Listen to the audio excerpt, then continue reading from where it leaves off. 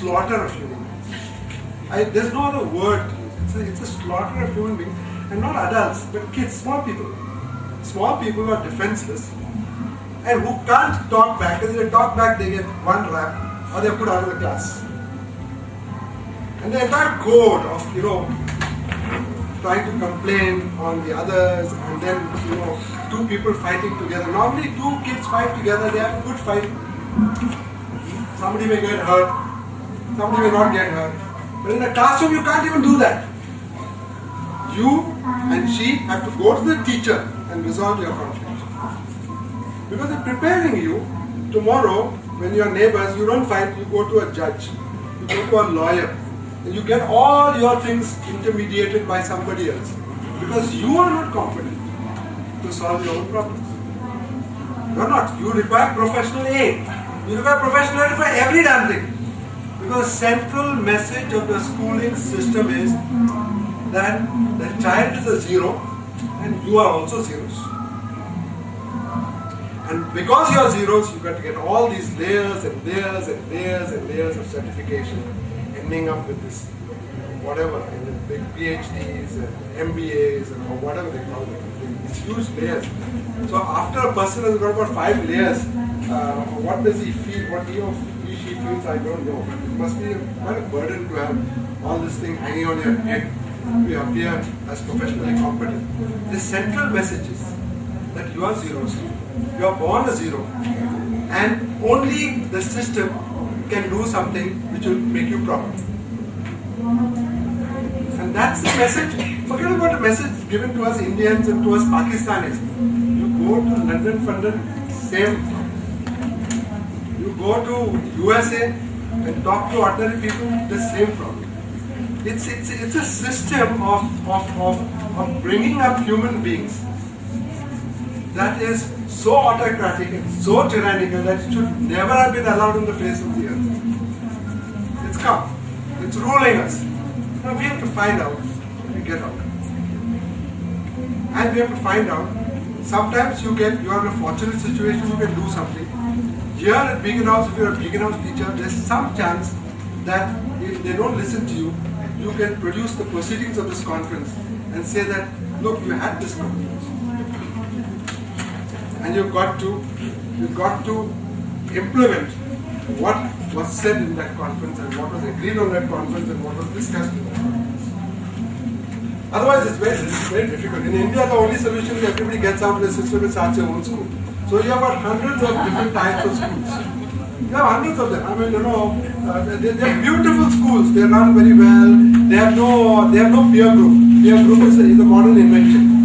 I mean, normally learning takes place with all generations, but they have restored that. So you have children of different ages in the same groups, and you have all sorts of other activities, and you will not have anything that is remotely associated with the current schooling system in India. So you have Gandhian schools, you have revolutionary schools, you have tribal schools, you have organic farming schools, and all sorts. There's a lot of diversity in them. And then the government seems to have realized that this may not be too much of a good thing. Recently they have brought in a Right to Education Act by which they are forcing everybody to go to normal school. The Right to Education Act requires everybody from the age of 6 to 14 to be in a school. And if he is not in a school, then his parents will be in trouble. But of course, this is the government of India. The government of India doesn't extend beyond the secretariat building. So they make these huge laws and nothing will get implemented. And children will still be free. So that's why we are not treating it as a very serious threat to our lives and to our existence.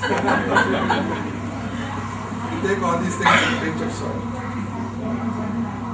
So why are you just listening to me like this? What is your response? Are you able to do something creative in your school? So suppose a child comes to say, tells you, I don't want to study this level. It's boring. It's got, I don't know what it means. If you want me to study it, it means I only have to mug it and then I have to regurgitate it afterwards. So it doesn't make any sense to me. So I don't want to study it. What would you do to it? Theoretically, as a teacher, you're supposed to be on the other side. There's so much work.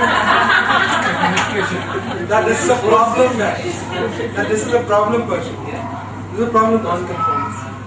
Non-conformist. No. So that means there is actually no scope in your school for any child to talk back to the teacher at all.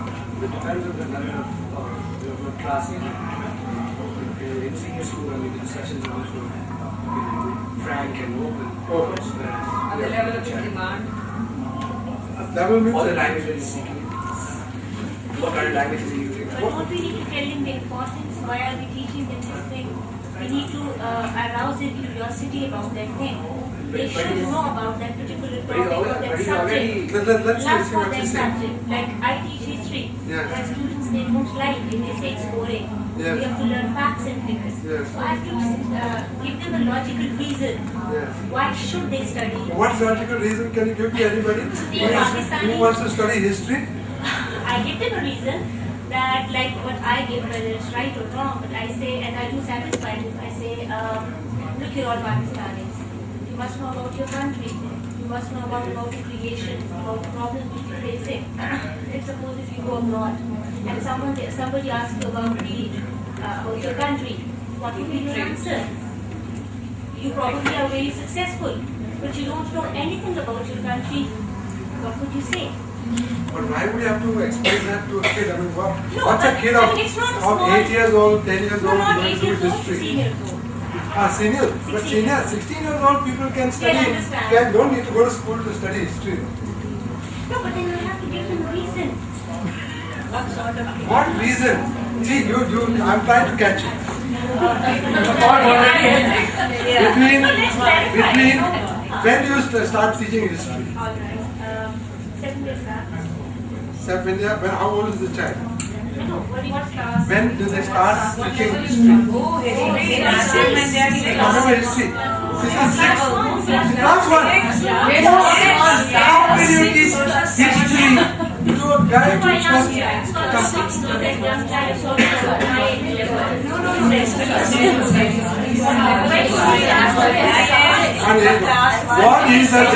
What is the justification for teaching history to somebody in class 1? We don't do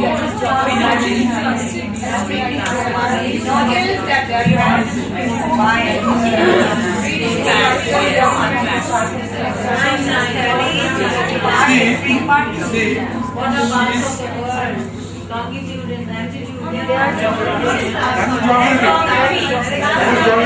That's another bad topic. But starting. So in the primary, what we call primary. In the primary. So what is the justification? No, even earlier, sir. Now I know they are going further downward. Tell me what is the justification for teaching any of these subjects? Any of these subjects. I can understand you are teaching. But make it interesting. Now see, that is wrong. That I don't agree.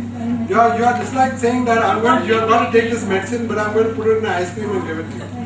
It does. Yes, So isn't it easier to say why are we teaching this particular thing rather than to force it down the child, thinking that we are superior human beings, we know what the child really requires. The child requires a dose of social sciences at this stage. He requires a little bit of joy. He must know where he must know that he's not living on Saturn, he's living on the earth. And he must know that Africa is separate from India and all that sort of thing. What is the use to a child who's 6 years old, who's even 10 years old, who's even 12 years old? I'm trying, what is the pedagogical reason why somebody, is he going to travel to that country? Maybe. So when he travels to that country, you think he will not know? Sir, in every Will a 6-year-old travel to some other country by early as you himself? start teaching a child to eat, drink, to walk. So awareness of certain You don't teach a child to walk. They do it themselves. You don't teach a child to Help walk.